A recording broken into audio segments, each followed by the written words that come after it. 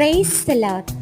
இயேசுவுக்குள் அன்பானவர்களே, உங்கள் ஒவ்வொருவரையும் ஆண்டவர் இயேசு கிறிஸ்துவின் ஈடு இணையற்ற நாமத்தினால் வாழ்த்துகிறேன், வரவேற்கிறேன். ஆமென்.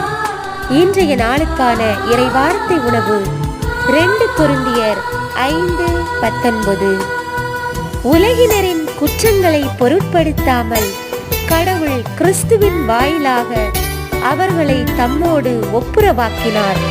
அந்த ஒப்புரவு செய்தியை எங்களிடம் ஒப்படைத்தார். ஆமென்.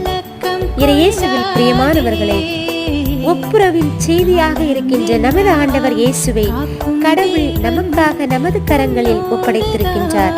அந்த ஒப்புரவு செய்தியை பெற்றுக்கொண்டவர்களாக, குற்றங்களிலிருந்து மீட்பை அடைந்தவர்களாக தொடர்ந்து ஆண்டவரோடு இணைந்து பயணிப்போம், மாற்றங்கள் பெறுவோம்.